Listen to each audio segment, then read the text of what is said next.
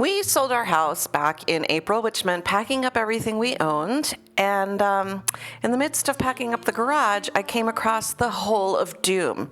It was a black hole where projects that I intended on getting done kind of got shoved in there and didn't get pulled back out. So when I had to clean everything out to move, I found all of these cute little stools. Am I in the high, are you bouncing? So in this video, I'm going to use the brand new Floriography paint inlay. This is part of the IOD Summer 2025 collection, and we're going to make over the stools. And turning. Every night I fall asleep. I use DIY paint in the color Mermaid Tail, and I think it's White Swan, to make a new color, which I was actually mixing up for that other project that you see right there, which you can watch that video. I'll put that in the link in the description box below. Am I in the high, are you bouncing? There's a lot that I love about the paint inlays. And if you don't know what a paint inlay is, it is artist quality paint on a carrier sheet piece of paper, which you lay into wet paint. And so your wet paint actually grabs the artist paint and it inlays that paint onto your project. So that paint ain't going nowhere.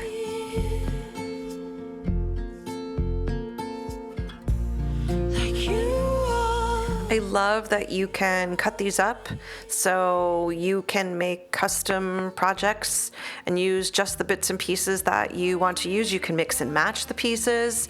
They're kind of awesome.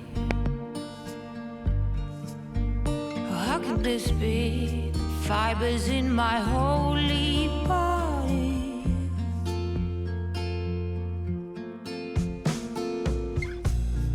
You are. I get asked all the time, BJ, why don't you make more videos? BJ, how come your videos only come out like sporadically? Well, that's because I'm not a very organized person and I struggle with accountability. So this is why I bought the whiteboard that is supposed to help me with accountability, although it's June 4th. I'm editing this on June 4th, and I'm already 2 days behind the things that I thought I would get done. So I thought, let's just do something fun, and I'll show you my beautiful space to distract from the fact that I can't get anything done on time. I can hear the wind chiming. It's always been you in the back of my mind.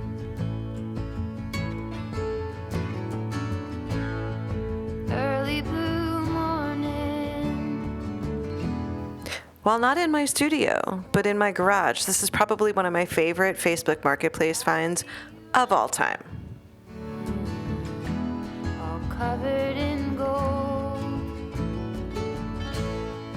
There's nothing else that eases my soul. Okay, so here's a little bit more detail on how this paint inlay works. I generally paint a first coat of paint on my project and let that dry.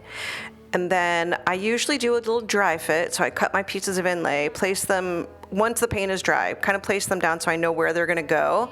Because once I do the second coat of paint, while that second coat of paint is still wet, that's when you lay your inlay down face down. So the paint on the inlay, on the piece of paper, goes face down into the paint on your project. I do the routine. I dance all along there. I try to be seen.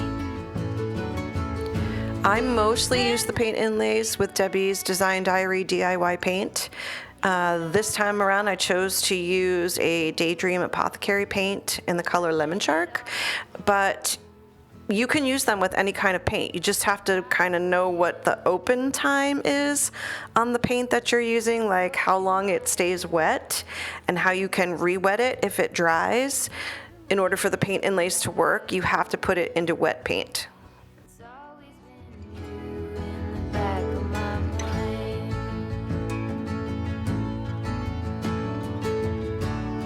I let it all For For this project here, this is the final project out of the 4. I mixed up a custom color using White Swan and French Millinery, both DIY paints. Eyeballed it. I don't measure, I just kind of eyeball, make sure I mix up enough paint for my project, and go to town. Fake blue, come my way. My room is a mess. It could use a hand. My favorite TV shows to capture in. I know must get it right. The key to getting a good outcome with your paint inlay is to make sure that all of the paint on the carrier sheet touches the wet paint on your project. So I use that little roller to get it all down, and then I go over it again with a damp cloth. You also need to mist the back of the paint inlay just to kind of activate the paint that's on the carrier sheet.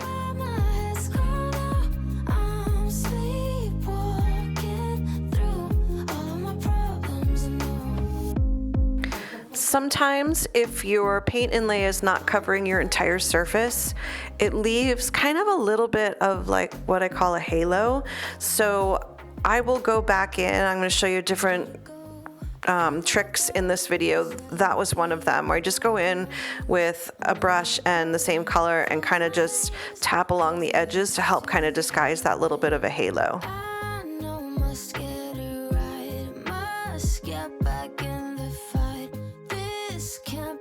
Side note, I find it oddly satisfying to pull these paint inlays back. It's like peeling a sunburn.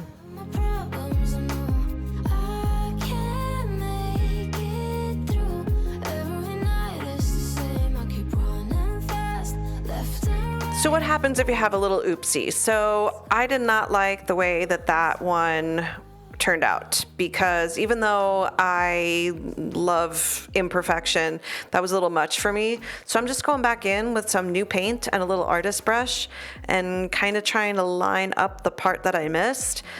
Leave that, let it dry, and then when we peel it, I feel like it looks better. Still not perfect, but it looks better than it did. That's why I fade into this bitter taste. I think I'll let it be.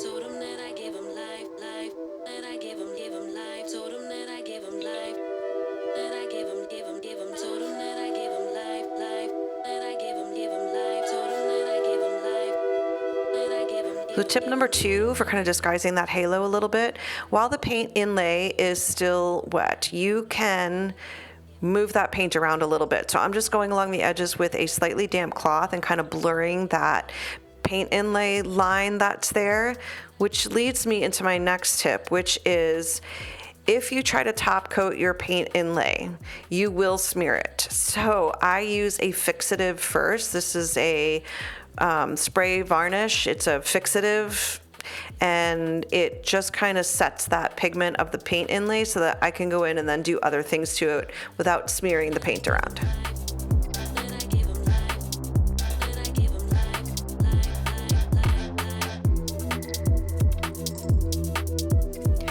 So I'm giving everything a very light coat of the DIY paint liquid patina in clear. Honestly, I'm not really sure why I did this, because I ended up waxing them too, so I don't really know what my thought process was when I was doing this. You don't have to use both. I chose to use both, and I'm honestly not really sure why. Couple little finishing things that I did on the white stool. I sanded back a little bit to expose the blue that was underneath. On this yellow one, I added some black wax. I'm going to add some really nice velvet ribbon to the top of the cutting board one that we did, the purple one. And here we are all finished. I think they turned out great. And this was a great use for the new Floriography paint inlay, and I think that you should give it a try. If you haven't used them before, don't be intimidated. They really are not as hard as you think they are.